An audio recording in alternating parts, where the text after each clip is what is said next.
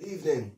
You're watching Rise Against the Machine, teleprompter free, at close to midnight right now.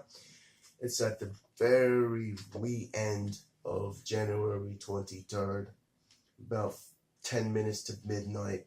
And I want to bring a very, very good topic, short video. I saw it in New York Post. Border agent arrest aboard Greyhound bus triggers outcry. Sorry if you can't see that too well. That's what it says, trust me. Anyway, I'm going to read just in case you don't know the situation and the story that well, or maybe you heard about it.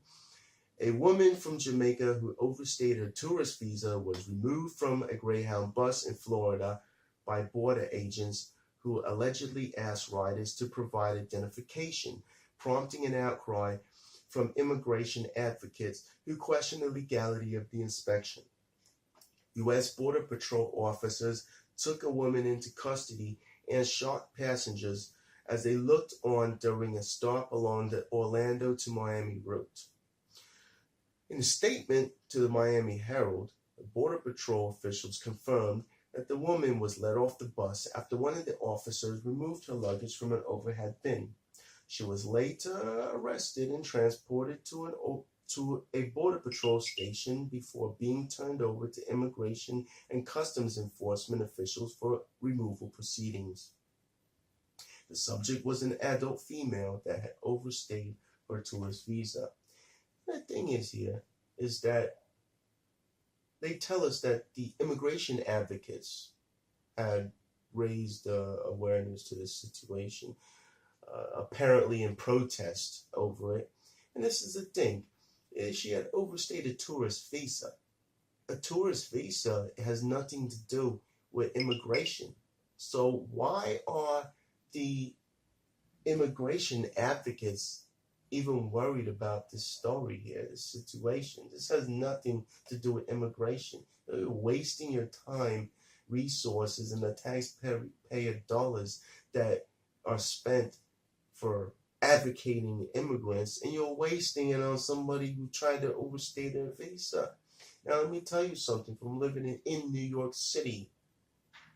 Now, I'm from New York City. I've been known and lived with many legal and illegal immigrants. Let me tell you, the main way that a lot of them get here is by overstaying their visa. A lot of them, they can't just cross the border into the United States like some of the Mexicans do. So what they do is they fly over here in a plane on a tourist visa and they overstay it. Like people from Yemen, Philippines, China, Russia, Venezuela, they all do this. And it's very common.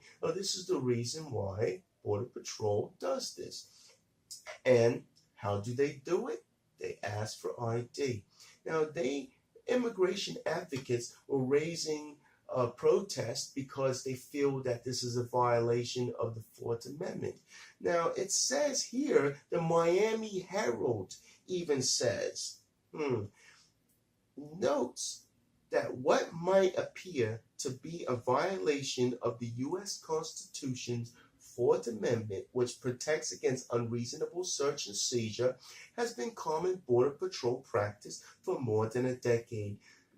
Now, and it also says U.S. Border Patrol officers periodically board interstate buses and trains to check the immigration papers of foreign nationals. Now, I know this because I've traveled on Greyhound many times from Cali to Florida, to and from New York, Florida. And you get stopped for two things: ID from Border Patrol and DEA searches for DEA. Yeah, DEA or ATF, BATF. No, I'm sorry, tell you this is teleprompter free here, so I'm going off the top of my head. DEA, BATF, and Border Patrol. That's who searches, depending on the area where you're coming, going to and from, destination, whatever.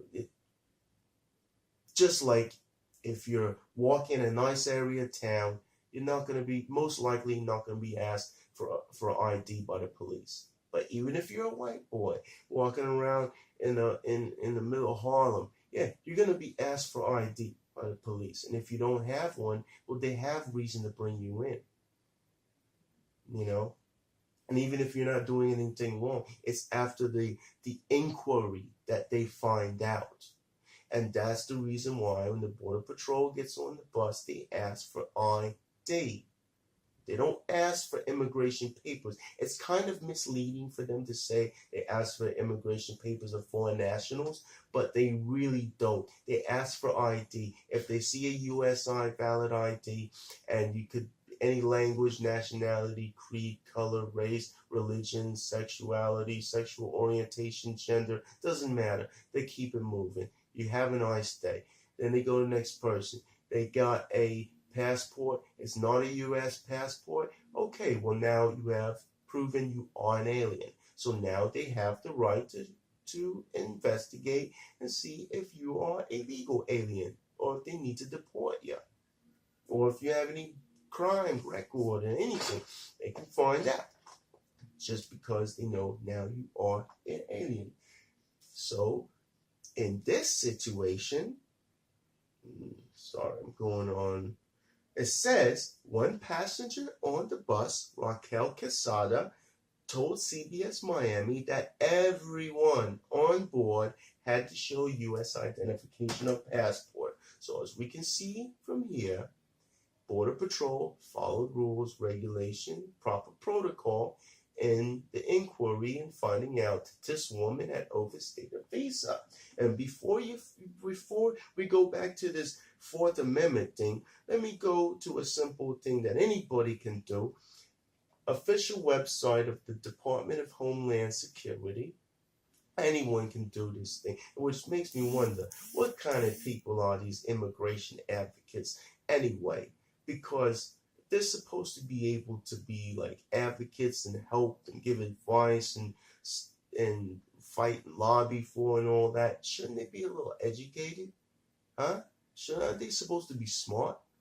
Well, it doesn't seem like it, because they could do a simple web search on the official websites of our government and see, in Section 287, 8 U.S.C. 1357, in Act 287, powers of immigration officers and employees, that any officer or employee of the service authorized under regulations prescribed by the Attorney General shall have power without warrant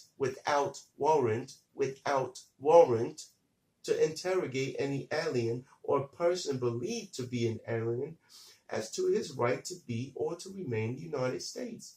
It goes on to talk about that they have the right to arrest, to search the ships, the cars, buses, trains, conveyance, all kinds of things.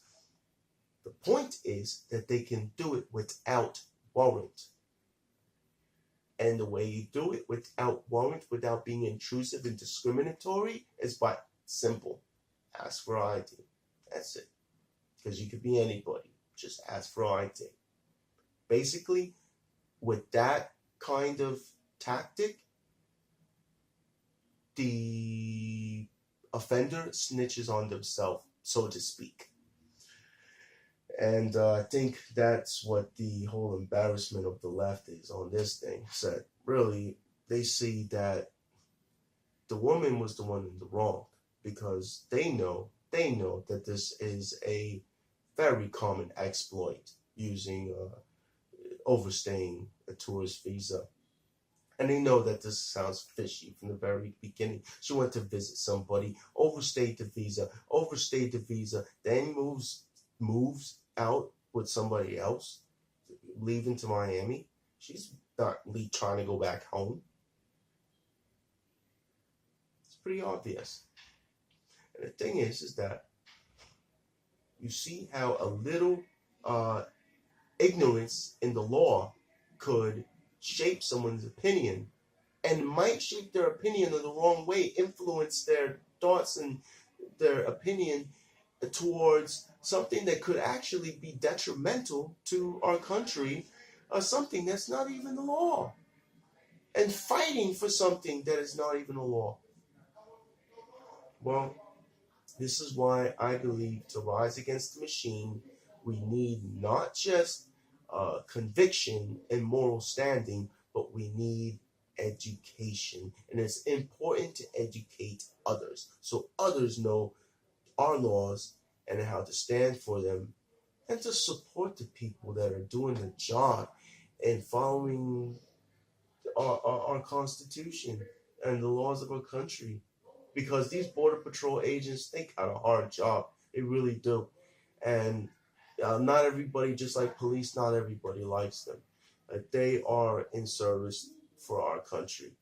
They protect us. So let's give a very big thank you to our Border Patrol.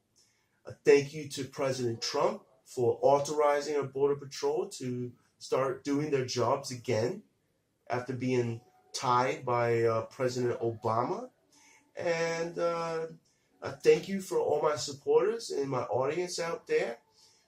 Sorry if I seem a little sleepy. It's very late, almost midnight. But thank you very much for watching. Shalom Aleichem. And I'll see you next time. Thank you.